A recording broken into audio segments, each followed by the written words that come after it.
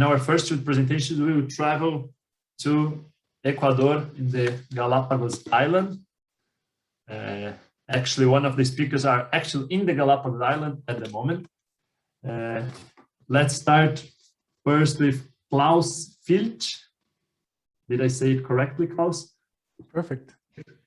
Product manager of Metropolitan Touring and their amazing boats, yacht, Santa Cruz and La Pinta, among other products. Klaus will tell us why Galapagos expeditions are the ideal travel destination for you.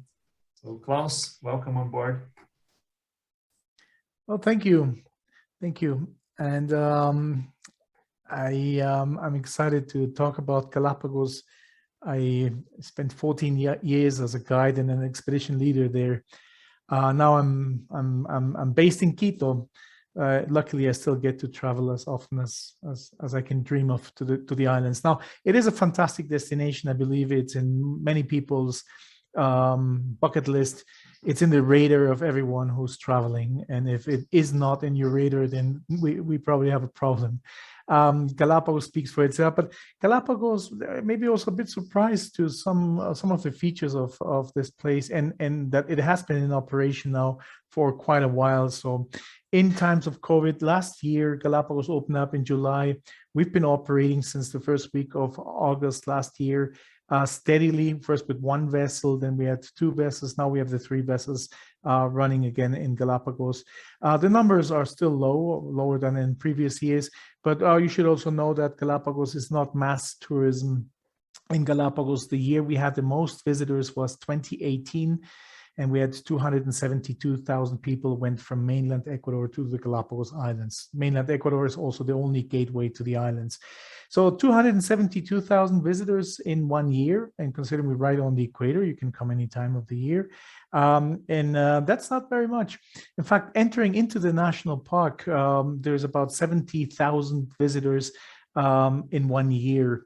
And to give you an idea, in 1 day in pre-pandemic times in Venice, you had more visitors than in a whole year in Galapagos. So it's definitely not mass tourism. So what is it now to get into Ecuador? It's very, very easy. And partly the reason why so many people are now traveling here is because we hardly require anything. It is open, and it's been open for a while. You need a passport with at least 6 months. And this is good to remind everyone, because there's a whole year out of your calendar. So some people may have not checked their passport, and it might be about to expire. So a passport with 6 months, you stay in 90 days here. Now, to get in to Ecuador, you either have the proof of vaccination and you're in, or a PCR test of 3 days and you are in Ecuador.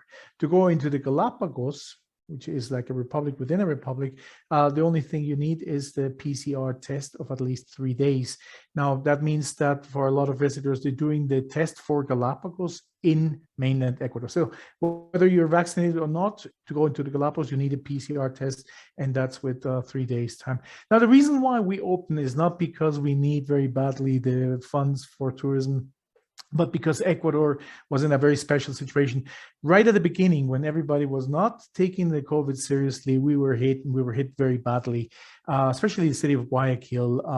But this made the rest of the country prepare accordingly. This is a serious thing. This is not just another hype by the media. So you can see the numbers went up right at the beginning, but from there it went down.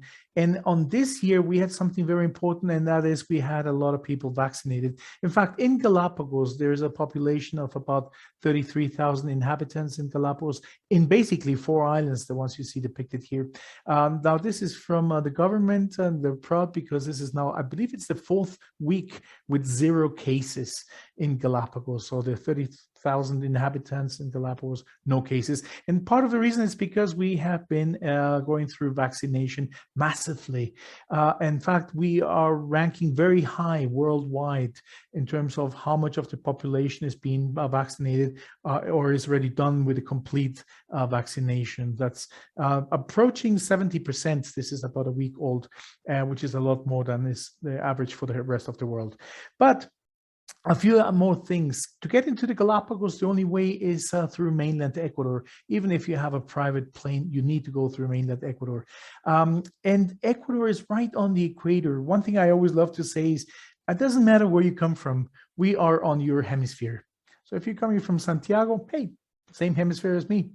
If you're coming from London, same hemisphere, right there, just a few steps away, one in the other hemisphere. So it's very accessible. If you look at this is the ship routes worldwide before the pandemic. You can see how ships move in the planet, and here you can see how the planes move in the planet.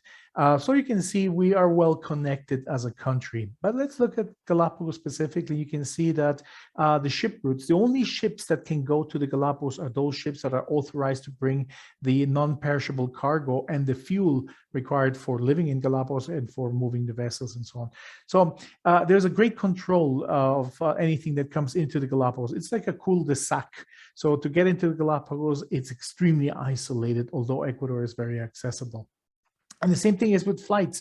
There's only 2 airlines currently with a permit to go to the Galapagos, and every ship or every plane is disinfected, screened. So is your hand luggage, so is your check-in luggage. So this is something that makes Galapagos very safe. And this is in pre-pandemic times. With the pandemic, of course, there's an additional step that was taken of something that has already been in place for decades. The other thing about Galapagos and Galapagos and Ecuador is the climate. We're right on the equator. Ecuador is one of the 13 countries that is crossed by the equator.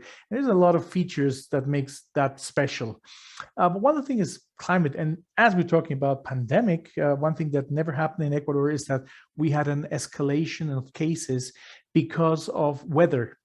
So we never have a winter when things get very cold and everybody closes the windows and the doors and then you're breathing everybody else's breath.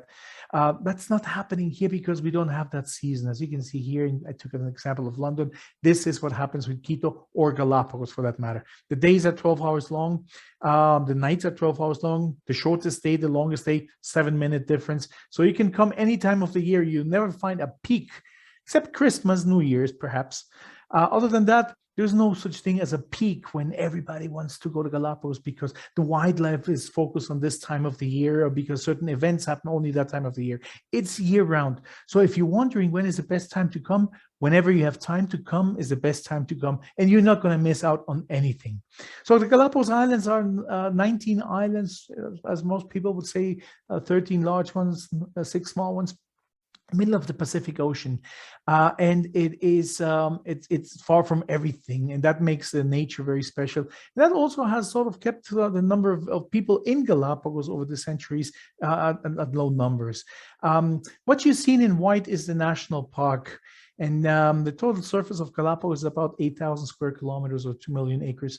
And what you see in brown is the part that's not national park. That's 3% of Galapagos. It's extremely interesting because it mostly includes highlands of the islands of Galapagos that are lush, that are green. The rest of Galapagos is predominantly dry. And where we go on the vessels is on the coastlines, and we basically scratch the coastline. Only on these populated islands do we get to go drive up to higher elevations to see the other part of Galapagos. That is absolutely fantastic to see both of them. 97% of Galapagos is national park with not a single inhabitant on the white portion. And then the 33,000 inhabitants are scattered among these 4 islands, especially Santa Cruz, San Cristobal, and Isabela. Floriana has a very, very small population. There's a total of 183 visiting sites, but only 5 ports of call. So when you're thinking of traditional cruising, that's not Galapagos. Galapagos is about expeditions. So in the morning and in the afternoon, we visit one island, we visit another island. And when we go on shore, there's no such thing as port authorities expecting you and all the paperwork, having your passport stamp and buses lining up, and then souvenir shops and all that. It's basically sea lions and boobies and albatrosses that are welcoming you there. The wildlife of Galapagos is really, really interesting. And when some people wonder, when should you go? Well, you already know, any time of the year. And how long should I stay? Well, make it longer. Make it as long as you can. In fact, if you can stay on a vessel a few days and then spend some time in one of the islands and you combine these two, you probably get the most out of a stay in Galapagos from the wildlife and the cultural experience. It is something that makes perfect sense. The wildlife is a bit patchy. Some species like marine iguanas you find on virtually every visiting site on shore, but some like for instance, the penguins or the red-footed boobies, or the albatross is on one island, the Santa Fe iguana is in one island. So make sure you're going on an itinerary that gives you the biggest coverage of the Galapagos wildlife. We call it the Big 15. We narrowed down all the Galapagos wildlife into the 15 favorite animals from the guiding point of view. How much can I talk about this species, and how much is the average person still willing to listen of that species before it gets too technical? So with that criteria, it was narrowed down to 15. Of course, there's a lot more than 15 species in Galapagos. So getting into Galapagos, again, the best combination is if you're staying on a cruise and before or after, you're spending time on one of the populated islands, and that way you get to see everything that there is in Galapagos. In our case, when you're getting into the national park, there's a restriction. There's a number of 16. You cannot have more than 16 guests in the Galapagos at any given moment. A guide can only take 16. Our groups are much smaller than that. We break them down also by language. So we never have a guide speaking more than one language when we have the groups. And because we have many more guides than we would need on our vessels, we can also bring down all the accessories when we're done with the walk. If we're done with the walk in the morning, you get back to your cabin, you can change clothes, and then you can get out and you can, some would like to go kayaking, some would like to go paddle boarding. The people who fear snorkeling could take a glass bottom boat ride. In inhabited islands, you have fantastic biking trails. So there's lots of activities that you can do in Galapagos, aside of course, the walks. It's a fantastic place for families and multi-generational groups, but for children, it is fantastic. We suggest starting age of 6, going up from there. And then, of course, we don't have kids club. The vessels are much too small for something like that. But there are activities on board, from cooking lessons to having a tour in the captain of the bridge. Now, we've been in operation, as I mentioned, since August last year. This is really exciting. Last year, from the first group that came in until the end of the year, we had more than 15,000 people that went to the Galapagos and came back, and were happy and no issues whatsoever. In the first 6 months of this year, we have reached 40,000 visitors that have gone to the Galapagos and came back fascinated with them. So it's not that here and there a little bit of a few tourists. It's already there. In fact, starting July, we're starting to get again more foreigner visitors than Ecuadorians. At the beginning, it was, of course, almost exclusively Ecuadorians. But they're in operation. Our vessels have a medical doctor, so that he's a person who now is also taking the temperature of our staff, of our guests. There's a mandatory use of masks in Ecuador in all public areas, all national parks. And nobody really had an issue with this. It's not a problem. One thing we did is we had our staff trained how to smile with their eyes. And here's when we said we're going to operate our vessel in August, in the first week, we said if one person signs up, we will move that vessel for that one person. We should also say that the airline that teamed up with us, LATAM, they said, if you're going to move your ship for one person, I'm going to move the plane for that person and fly that person back. So that was a commitment that we will bring back tourism to Galapagos, and it has worked. In fact, not one person signed up, but 6. This is the first family that started trips in Galapagos. And as I mentioned, yes, the mandatory use of masks is there, but it is still a fantastic experience to get there. When you're going snorkeling, you're not wearing masks. When you're in your cabin, when you're in the dining room, when you're drinking a beer in the bar or something, there are some restrictions, but are very, very easy to handle, and people get used to the mask. That's not an issue whatsoever. Galapagos is all about going on shore and seeing amazing wildlife. I mean, every travel destination is fantastic when you look at the images, but being there at the proximity of the wildlife is absolutely a special experience. Here's our Santa Cruz too, and this is on Punta Vicente Roca. There, for instance, there's no trail. We don't walk there. That morning we have a boat ride, and then we go close to the our penguins and the flightless cormorants, and then you turn around and then you see a group of mola molas behind you. Galapagos is a whale sanctuary as well, and there's 23 species of cetaceans that have been recorded in Galapagos. And when we see whales, it's not just, all right, well, there's a spout somewhere out there, and we will make everything in that's within our reach to show you the wildlife. There are certain protocols that every vessel has to follow, of course, when approaching the whales, and to protect the wildlife, of course. But these unscheduled things, same thing if a volcano starts erupting, you can be very sure that our captains will immediately take the navigational charts and see how do we get close to, even if it's 3 in the morning, we can have a wake-up list people get to see the lava flows as it runs down to the ocean. When you're done with the walks, there's all these activities, kayaking, for instance. These are sit-on-top kayaks. This is the simplest type of kayak. You sit on top and you paddle. There's a safety talk we do for all of our guests, safety for our guests, but also safety for the wildlife. And then plenty of snorkeling opportunities. A good friend of mine, Jack Grove, the author of the Fish of Galapagos book, he calls Galapagos one of the fishiest places on earth. And it is true. It is absolutely amazing. You don't have a living reef like in other warm regions, but you have a volcanic reef. So getting to snorkel and see tons and tons of reef fish is really amazing. And then, of course, you have bigger things like rays, and then you have sharks, and then you have turtles, and you have all sorts of things. Getting in and out of the water, when we have the advanced snorkeling, it's right out of the Zodiac. There's a ladder. Otherwise, there's a beginner snorkeling right out of the beach. And for the non-snorkelers, there's glass bottom boats, heavy fiberglass boats that get into the water and displace the water so that you don't see tons of bubbles. You actually see what's going on the water. Of course, there's a naturalist that tells you things. Now, about the seasonality in Galapagos, although the days remain 12 hours in length, there is a little bit of climate fluctuation. There's from January to May, June, depending on the year, it's warmer, and the warm water also produces cumulus clouds that precipitate, and the islands tend to turn green. And then there's the rest of the year is basically dry. If you're fearing about coming during the rainy season, the green season, you should also know that there is more hours of blue sky during the rainy season as during the dry season, although it sounds like a contradiction. And during the dry season, it's a little bit colder, cooler. You want a windbreaker. But as you can see, our guests are wearing shorts. This is Tagus Cove on Isabela, where we go. And you can also see all of these pictures in the background. We're always on our own. When you see our ship back there, is nobody else. We're on our own, and that's because the national park splits the visitors and the groups of vessels in such a way that there is not more than so many groups at any given moment, at any given time. Here's our three vessels, Santa Cruz, La Pinta, and then Isabela II. They're very, very similar. Basically, the only difference they have is that one has more cabins and has a capacity of more guests, and the other one has less cabins and capacity of less guests. Other than that, it's very, very similar. If I can wrap it up, what they have in common is the most important crew member on board is the expedition leader.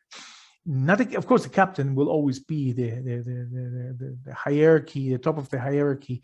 But the expedition leader, from our point of view, is the most important person. People go to Galapagos to see the wildlife. So he or she can mend the itinerary in such a way that we can get the most out of your stay in Galapagos.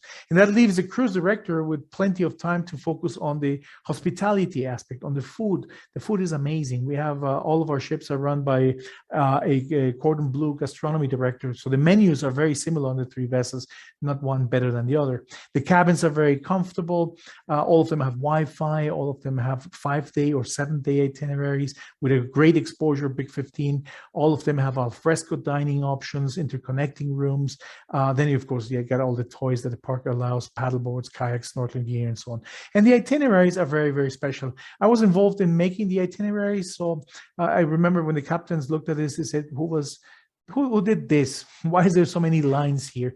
And I said, well, the lines are made because we want on a 4-night, 5-day itinerary to show you as much as possible. And if you stay in 6 nights or 7 days, then you will have more of the iconic species and more of the iconic sites of Galapagos. So here's how the ships look inside. She was just refurbished this year. So she's looking really, really nice. As you can see, there's plenty of space inside so you can move about. Here's your cabins. They're double, they're single, they're suites, they're family rooms, right? You can eat outside, you can eat inside. So it's a very comfortable vessel. La Pinta is a little bit smaller, but the same concept, and same concept in terms of the decoration, in terms of the space, and so on. And then Isabela II, our smallest vessel with 40 passengers, same concept. We don't have a swimming pool. We believe out there is the best swimming pool on Earth. So it is a fantastic place. This is how you can do one part of your stay in the Galapagos is to be on one of the expedition vessels. You have a very, very tight schedule during the day. We have activities before breakfast, activities after dinner, and then the whole day. So don't expect that you will be doing this a lot of time, which is just basking in the sun and reading a book.